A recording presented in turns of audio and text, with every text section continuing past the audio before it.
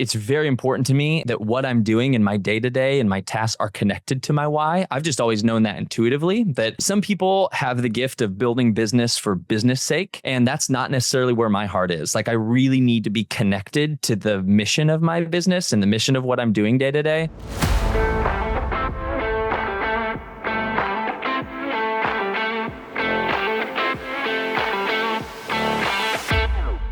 All right. Welcome to another episode of EO Tampa Bay in the Boardroom. I am thrilled to have Brandon Reed with me today, one of our newer members. How long have you been a member, Brandon? Like a little over a year, I think, right? Or right at a year? No, not even. I'd say probably 6 months. Okay. Yep.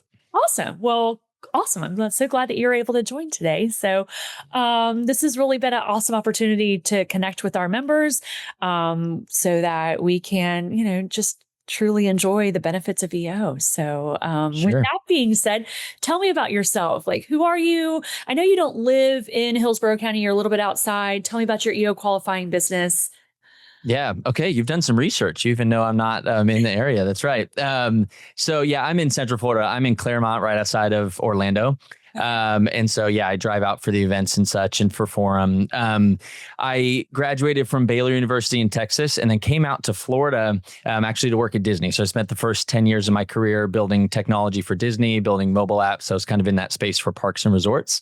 And then 6 years ago now, I guess, because my oldest kid is 6. I have 3 children. And my oldest is 6. And when he wasn't sleeping, when he was little, he still doesn't sleep great. But I made him a sound machine, like what's brown noise. It's like white noise, but like deeper.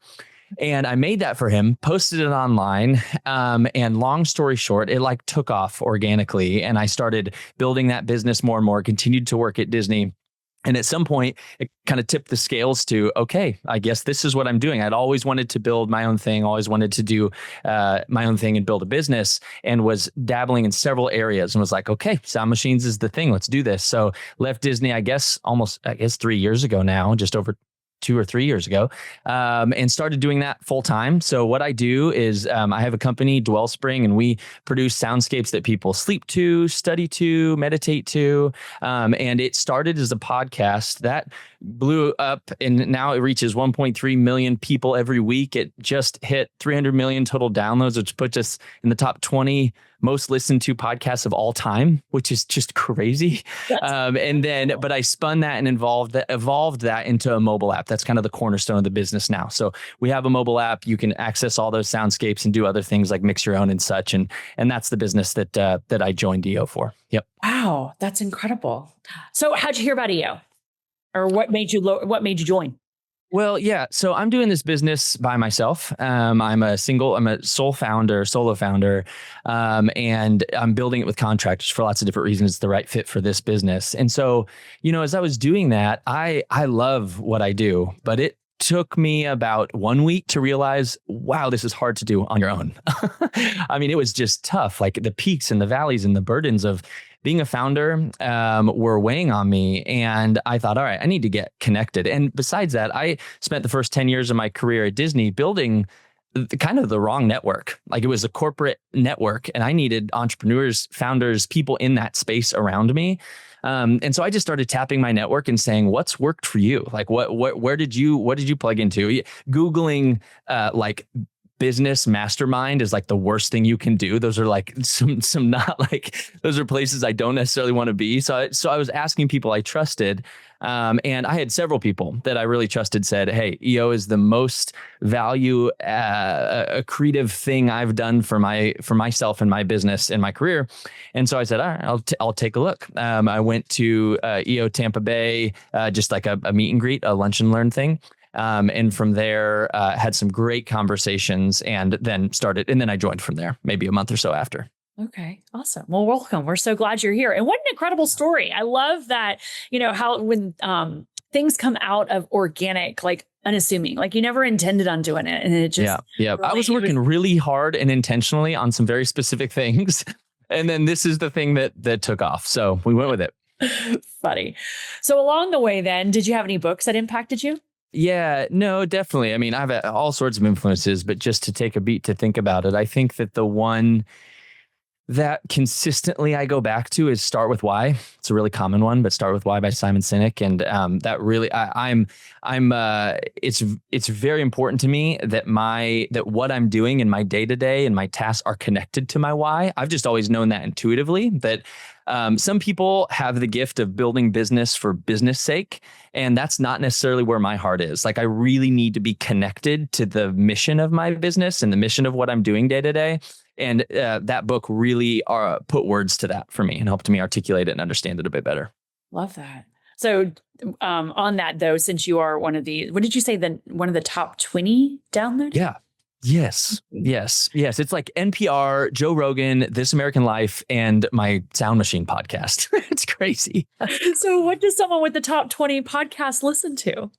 Like, what are your so my number one podcast of all time, I've listened to every single one of their 2,500 episodes. Most of it, I've gone back through the catalog twice. I've been listening every weekday of my life since 2010 when I was in college. It's called Stuff You Should Know. I'm a huge nerd. I've gotten to know the hosts and built their website for them, and have gotten to know them pretty well. But they're also they actually were the first podcast ever to hit 1 billion downloads. And they've just been doing it for so long. So I'm a huge Stuff You Should Know fan. Everybody should check out Josh and Chuck. Stuff You Should Know. Stuff You Should Know. Okay, yeah. Fair. Well, and obviously, a good sign that you're the one that's saying that. So very cool. Yeah, it's great. It's great. It's great for anybody, which entrepreneurs are very much this, anybody that's curious. It's like how Barbie works, how nicotine works, how the automobile works. It's just like everything you can just learn, and they kind of touch at a high level through 45 minutes. Anything you could ever want to know, it's all there. Love it. Okay. All right. I'll have to check it out. Okay. Something you might tell your younger self. I'd tell my younger self to something that I heard when I was first getting started, but didn't believe until I really dug in and started building my career, was something that I heard. I did an internship at ESPN in Bristol, Connecticut. And I told myself that summer that I'd never eat lunch alone. And I ended up eating lunch with like 43 different people.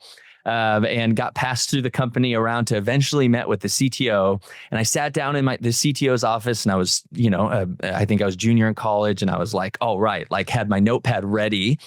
And I remember he sat down and he was like, there's one thing you need to know. And that's nobody knows what the hell we're doing.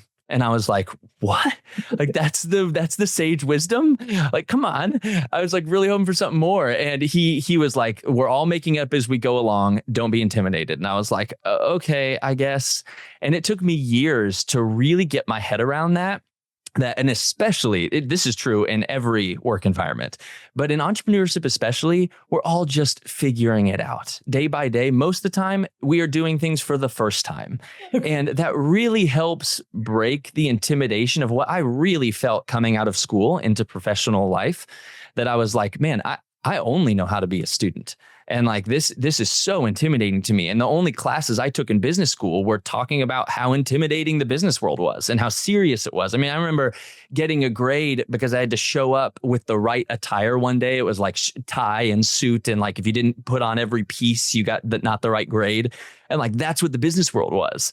And like, that has not been my experience. I think everybody's just figuring it out. Nobody knows what we're doing.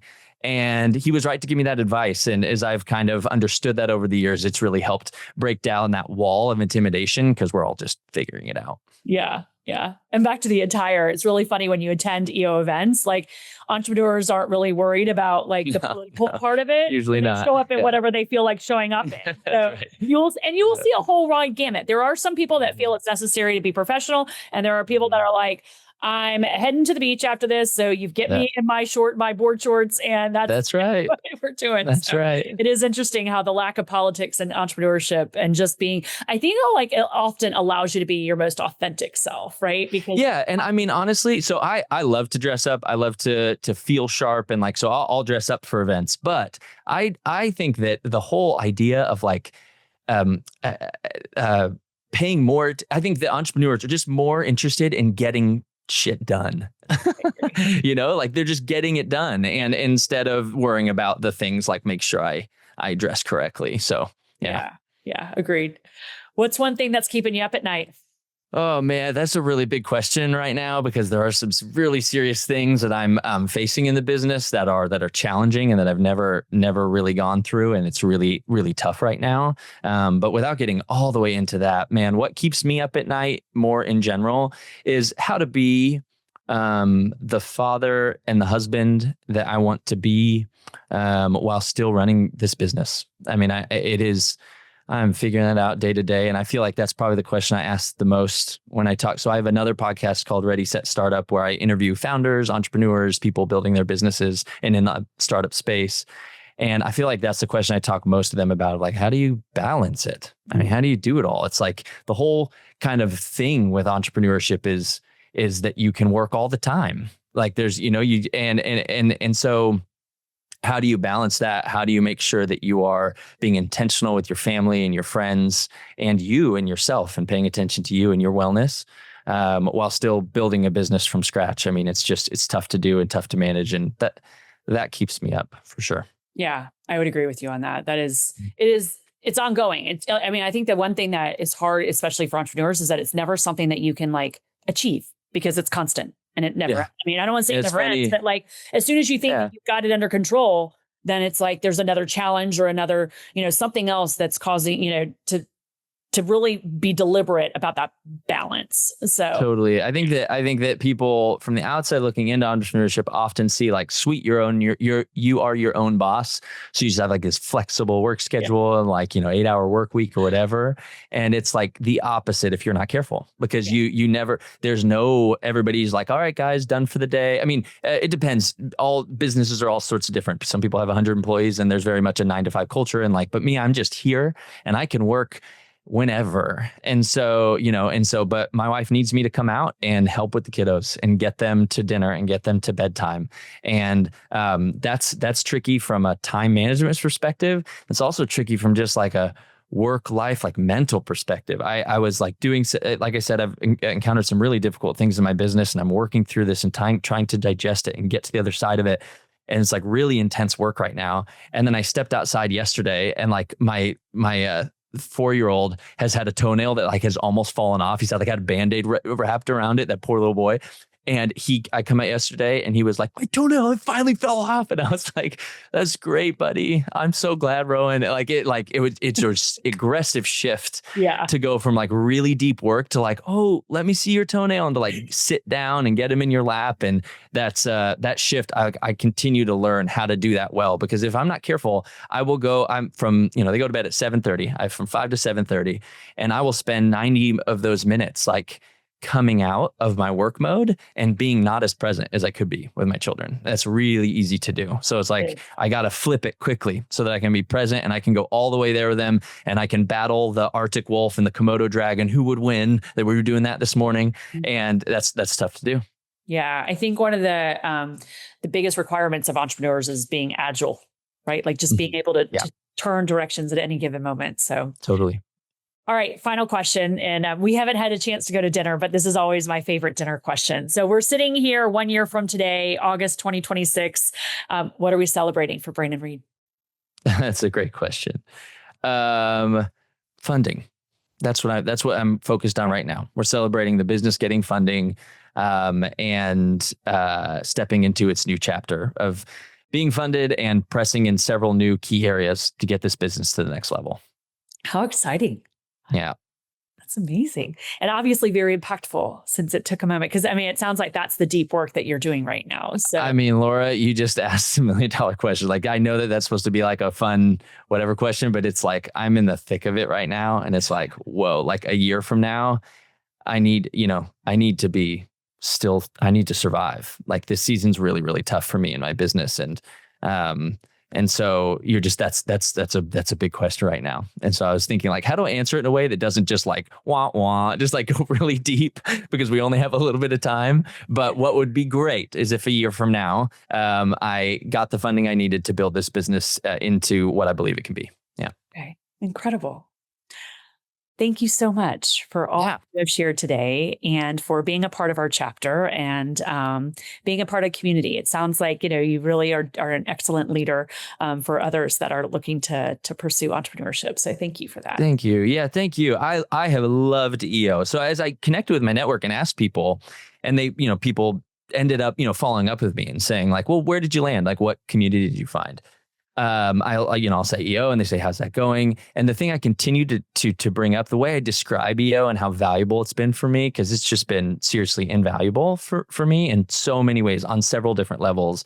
And the way I continue to describe it is like, when you go into a room and there's a room full of people and, and you're at like an event and you're like, oh man, I don't know anybody. And you kind of gravitate towards the people who feel like there's mutual value there. And you're like, okay, like I can lock into you. This is a really valuable conversation. And it seems to flow. But then like the other conversations feel like they're just surface. And it's like, oh, like who can I find that I can connect with? And when I walk into a room for any EO event, it's like a room full of those people. Mm-hmm. Like I can just be like, I could talk to you and have a great conversation. I could talk to you and have a great conversation. Everybody is like within 30 seconds of me and that first lunch and learn, somebody had not only met me, but asked what I did and then said, oh, hey, I know somebody in that space, and was like setting things up and like making a connection between me and somebody. And I was like, this is amazing. Like everybody's out to help one another and to share what they know. And every door, like metaphorical doors just open to everybody else. And I love EO. It's been incredibly impactful. And so I'm happy to be here. Awesome. Well, thank you so much. I appreciate you. Look forward to meeting you soon in person, and Sure. hope you have an awesome day. Thanks, Laura. You too. Thank you.